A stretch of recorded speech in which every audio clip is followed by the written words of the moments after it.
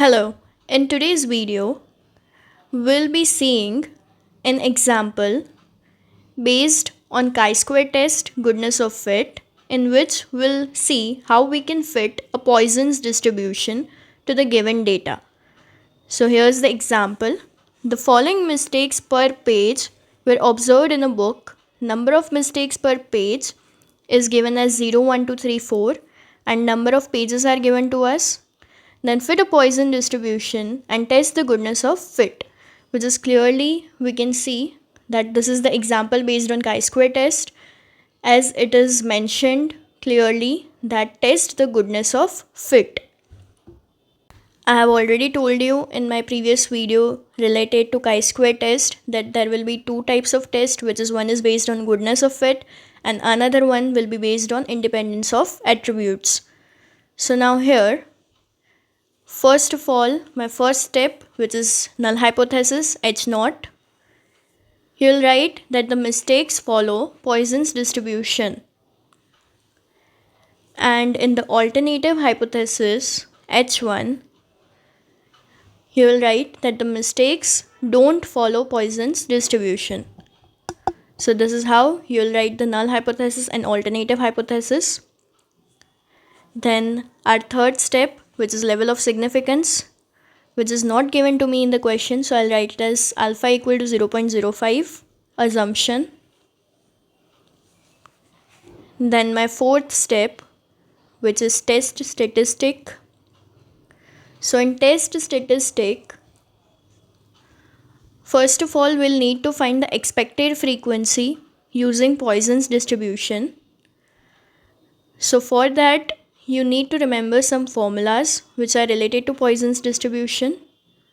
Now here, number of mistakes per page and number of pages are given to me. Now this number of pages will be my F naught, that is observed frequency. So the frequency that is given in the question, we say it as the observed frequency.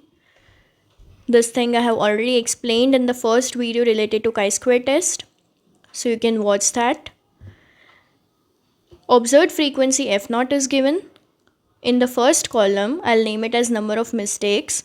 Then second, it will be observed frequency. Third will be expected frequency. Then in the fourth column, I'll find F naught minus Fe. And my last column will be F naught minus Fe whole square upon Fe. Now the number of mistakes given to us are from 0 to 4. That is 0, 1, 2, 3, 4. And F naught values are 211, 90, 19, 5 and 0. In order to find Fe, as I said, we'll need to remember the expected frequency equation based on Poisson's distribution. Now for expected frequency, Fe is equal to n into p. Fe is equal to n into p. Now this p that we will find the probability by Poisson's distribution. So probability by Poisson's distribution is given as n into e raised to minus lambda, lambda raised to x upon x factorial. You would have already studied Poisson's distribution. And if not, then the only equation that you need to remember is this. So probability for Poisson's distribution is given by e raised to minus lambda, lambda raised to x upon x factorial, and Fe, which is expected frequency, is given as n into p. Now this capital N, that is sigma f, which is the total of observed frequency. Here x is equal to 0 to 4. Now if I put x equal to 0, then Fe will be equal to, first of all you will need to find n value. So n is equal to 211 plus 90 plus 19 plus 5 plus 0, which comes as 325. So that is, we have found the total of the observed frequencies. So n is equal to 325. Now 325 into e raised to minus lambda Other thing that you need to remember is how you will find lambda. So lambda is equal to sigma fx upon n. Lambda represents the mean of Poisson's distribution, so it is given as sigma fx upon n. So sigma fx, how will you find that? 211 into 0 plus 90 into 1 plus 19 into 2 plus 5 into 3 plus 4 into 0. So this is how you'll find sigma f into x. Once you have found sigma f into x, then you will divide it by capital N, that is sigma f. So sigma f, that is capital N, is 325 and sigma fx is coming as 143, and 143 divided by 325, so it will be 0.44.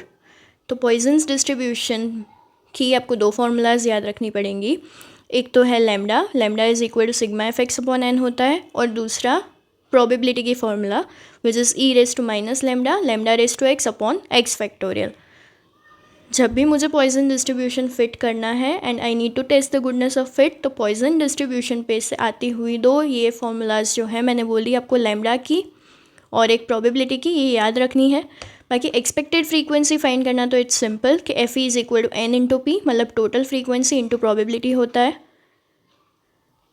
सो अभी first value जिसे मैं find कर रही हूँ for x equal to 0, तो f e is equal to 325 into e raise to minus 0.44, क्योंकि lambda की value मेरी 0.44 आई है, into lambda raise to x होता है that is 0.44 raise to x upon x का फैक्टोरियल, मतलब 0 का फैक्टोरियल होता है 1. Therefore f e is equal to 209.31. Same way x equal to 1 के लिए हम लोग फाइंड करेंगे. तो अगर एक्स इक्वल टू 1 की बात करूँ तो एफ ई इक्वल टू क्या हो जाएगा 325 into e raised to minus lambda, that is e raised to minus 0.44 into lambda raised to x, that is 0.44 raised to x upon x factorial, that is 1 factorial. On solving this, we get the answer as 92.10. So ये मेरी second value आ गई. वैसे ही मुझे third, fourth, fifth values find करनी है. अभी third value के लिए x इक्वल टू 2 लेना होगा. x इक्वल टू 2 लेंगे हम लोग तो एफ ई इक्वल टू क्या हो जाएगा 325 into e raise to minus 0.44 into 0.44 raise to x जो है that will be 2 divided by 2 factorial. तो सिर्फ x की जगह पे वैल्यूज़ चेंज करनी है मुझे. सो x की जगह पे वैल्यू चेंज की मैंने, तो अब मेरा आंसर आ रहा है 20.26. फिर उसके बाद x की जगह पे 3 लेना है, so answer is coming as 2.97. And last x की जगह पे मुझे 4 लेना है, so answer is coming as 0.33. After doing this f not minus F e find करना है हमें, बट उससे पहले एक कंडीशन होती है that you need to remember. आपको एक्सपेक्टेड फ्रीक्वेंसीज देखनी है. जो भी मेरी एक्सपेक्टेड फ्रीक्वेंसी 5 से कम है, अगेन आई एम रिपीटिंग, जो भी मेरी एक्सपेक्टेड फ्रीक्वेंसी 5 से कम है वो पहले मुझे हाईलाइट कर लेनी है, जिससे कि यहाँ पे 5 से कम वाली फ्रीक्वेंसीज मेरी 2 है विच इज़ 2.97 एंड 0.33.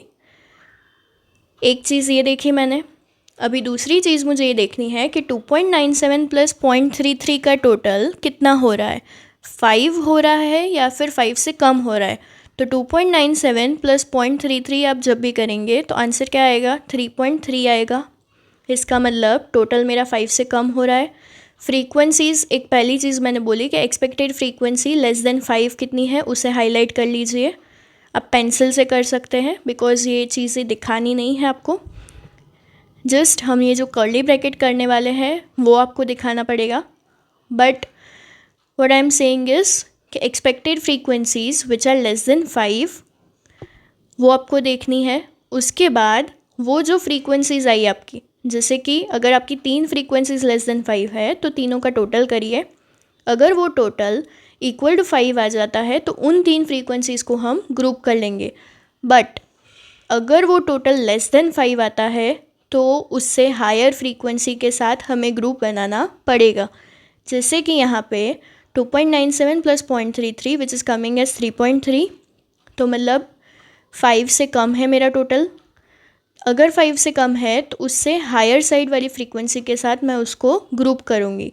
तो हायर साइड वाली फ्रीक्वेंसी मतलब क्या हो जाएगी, 20.26 होगी।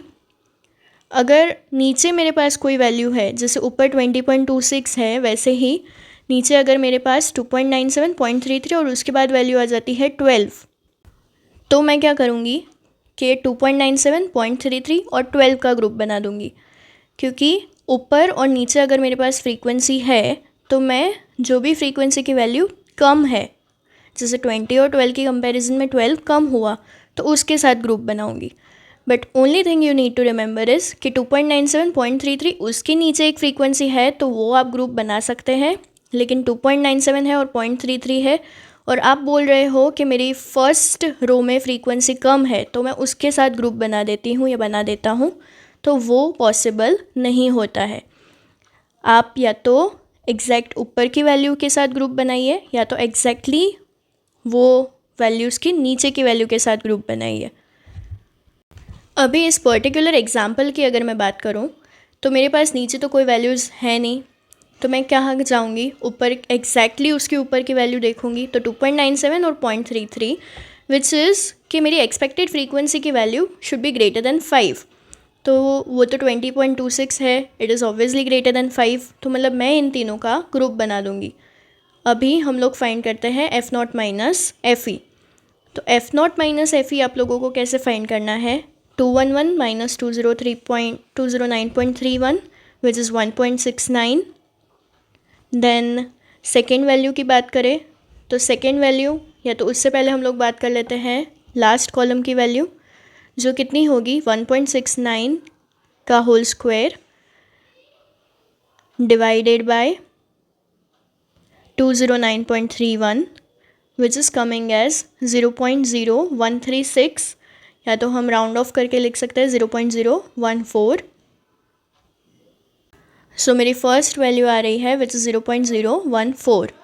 अभी सेकेंड वैल्यू की बात कर लेते हैं। तो सेकेंड वैल्यू में क्या हो जाएगा, एफ़ नॉट माइनस एफ़ ई फाइंड करना है, तो 90 माइनस 92.1 करूँगी मैं, विच इज़ कमिंग एज -2.1, उसका स्क्वायर किया, देन डिवाइडेड बाय 92.1, तो उससे मुझे वैल्यू मिल रही है 0.0478, which I can write it as 0.048. So I've got both of these values, -2.1 और ये वाली आ गई मेरी 0.048। उसके बाद हम बात करते हैं, जब भी मैं ग्रुप बनाती हूँ तो मुझे क्या करना है, एक तो ऑब्जर्व फ्रीक्वेंसीज़ में आप देखिए, आप ऐसे करके फाइंड कर सकते हैं,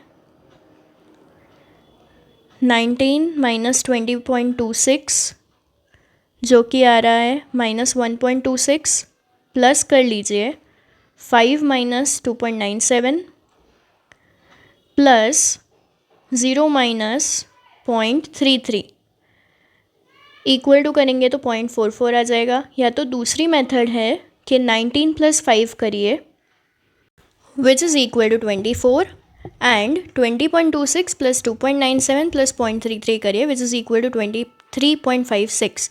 अभी 24 माइनस 23.56 करेंगे तो भी आपका आंसर क्या आ जाएगा, 0.44। इसके बाद मुझे फाइंड करना है F naught minus F E whole square upon F E.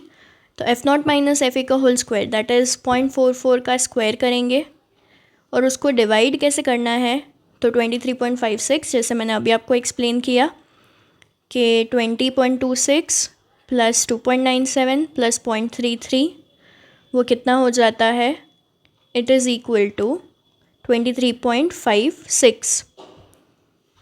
So this is what I have already explained you कि हमें क्या कर लेना है, simply 19 plus 5 plus 0 which is equal to 24 and 20.26 plus 2.97 plus 0.33 which is 23.56। तो दोनों ही तरीके से आपको आंसर मिल जाएगा, मैंने दोनों ही चीज़ आपको सिखा दी। अभी 0.44 उसका होल स्क्वायर करना है and divided by 23.56, so answer comes out to be 0.008. Then chi square मुझे फाइंड करना है, तो chi square is equal to sigma F not minus F E whole square divided by F E, which is equal to, इन तीनों का summation कर लेंगे, इन तीनों का सम करेंगे तो आंसर आएगा 0.07. Then fifth step which is critical value. Critical value में न्यू का ऑलरेडी इक्वेशन है मेरे पास, बट उसमें एक चीज़ मैं एक्सप्लेन करना चाहूँगी कि हमने सिग्मा एफ और sigma f into x use कर लिया था. Where we had used it, I just show you here. Lambda find करते वक्त ही दोनों चीज़ें हमने यूज़ की है, एक तो सिग्मा एफ एक्स और दूसरा n, that is sigma f. तो अब मैंने ये दो वैल्यूज़ यूज़ कर ली है. और दूसरी चीज़ मुझे क्या ध्यान रखनी है कि एक्चुअली में मेरे क्लासेस कितने थे, 5, बट जब मैंने ग्रुप कर दिया तो उसके बाद मेरे क्लासेस कितने बन गए, 3. सो वन थिंग कि सिग्मा एफ और सिग्मा एफ एक्स यूज़ कर लिया है, मतलब दो सम्स हमने यूज़ कर लिए हैं, तो न्यू की जो वैल्यू है that is reduced by 2. And second thing कि यहाँ पे मेरे पास कितने क्लासेस थे, 5 क्लासेस थे, बट उसमें से इन तीनों को मैंने ग्रुप बना दिया है, मतलब ये एक हो गया मेरा, this is second one and this is third one. तो अब अगर हम देखें तो मेरी n की वैल्यू कितनी हो जाएगी, n will be equal to 3. Before n was 5, but as the classes are group together my n value will be reduced by 2, that is now my n value is equal to 3. इसके बाद हम जो equation है वो apply कर पाएंगे, which is nu is equal to n minus 2. अभी n minus 2 अगर हम करते हैं तो n माइनस 2 जो कि कितना हो जाएगा, 1. अभी मैं एक्सप्लेन करने के लिए आपको ये सिखा रही हूँ कि 5 माइनस 2 प्लस 2 मैंने क्यों लिखा, क्योंकि टोटल मेरे 5 क्लासेस थे, उसमें से 2 क्लासेस रिड्यूस हुए, वो 2 मैंने माइनस किया, और उसके साथ वो जो सिग्मा एफ और सिग्मा एफ एक्स यूज़ कर लिया था उसका 2 माइनस करना पड़ेगा. इन शॉर्ट 5 माइनस 4 होगा विच इज़ 1. बट आपको जनरल जो इक्वेशन है न्यू फाइंड करने के लिए for fitting a Poisson's distribution, वो है nu equal to n minus 2. उसमें सिर्फ इतना ध्यान रख लेना है कि n माइनस 2 में n कितना है आपका ग्रुप करने के बाद वो आपको देखना पड़ेगा. सो n मेरा कितना हो जाएगा, 3. So 3 minus 2 which is equal to 1. अभी 1 की कॉरस्पॉन्डिंग वैल्यू अगर हम टेबल में देखें, for alpha equal to 0.05 then value comes as 3.84. So here nu equal to, आपको डायरेक्टली इक्वेशन याद रख लेना है, nu equal to n minus 2 होता है. n सिर्फ ध्यान रखना कि n आप 5 ना लिख दे, बिकॉज क्लासेस को ग्रुप किया है तो n की वैल्यू रिड्यूस होगी बाय 2. सो n आपको 3 लिखना है and 3 minus 2 is equal to 1. तो न्यू की वैल्यू आ गई मेरी 1. काई स्क्वायर 0.05 क्या आ जाएगा, 3.84. अभी डिसीजन की बात कर लेते हैं. तो डिसीजन में क्या होगा, काई स्क्वायर जो है मेरा that is coming less than chi square 0.05, because chi square की वैल्यू मेरी 0.07 आई है एंड काई स्क्वायर 0.05 की वैल्यू मेरी 3.84 आई है. That means chi square is less than chi square 0.05. So the null hypothesis is accepted at 5% level of significance. That is हम लोग क्या लिख लेंगे कि the mistakes follow Poisson's distribution. जो हमने नल हाइपोथेसिस में लिखा था वही सेम चीज़ वापस लिख लेनी है कि the mistakes follow Poisson's distribution. तो ये सम सॉल्व करने के लिए खास आपको एक्सपेक्टेड फ्रीक्वेंसी का इक्वेशन याद होना चाहिए, प्रोबेबिलिटी यूजिंग पॉइजन्स डिस्ट्रीब्यूशन का इक्वेशन याद होना चाहिए, मीन ऑफ पॉइजन्स डिस्ट्रीब्यूशन का इक्वेशन याद रहना चाहिए. उसके बाद टेस्ट स्टेटिस्टिक के टेबल में जैसे मैंने आपको बोला वो फ्रीक्वेंसीज़ को ग्रुप करने वाली चीज़ याद रखनी है. देन जब भी आप क्रिटिकल वैल्यू फाइंड कर रहे हैं तो आपको ये सब चीज़ें याद नहीं रखनी है कि सिग्मा एफ यूज़ हो गया, सिग्मा एफ एक्स यूज़ हो गया, तो दैट्स फाइन. तो आप डायरेक्टली क्या याद रख लीजिए, इक्वेशन याद रखिए कि nu equal to n minus 2 होता है. और n में मुझे खास ध्यान रखना है कि n मुझे टोटल नंबर ऑफ़ क्लासेस नहीं लेने हैं, अगर मैं ग्रुप कर रही हूँ या कर रहा हूँ तो मुझे ग्रुप के बाद कितने क्लासेस हुए मेरे वो देखने हैं। जैसे कि इस पर्टिकुलर सम की बात करूँ तो ग्रुप हो गए थे मेरे 3 क्लासेस, तो इसका मतलब वो टोटल 1 क्लास हुआ। फिर दूसरा हो जाएगा 92.1 एंड तीसरा 209.31, मतलब n equal to 3, so 3 - 2 is equal to 1.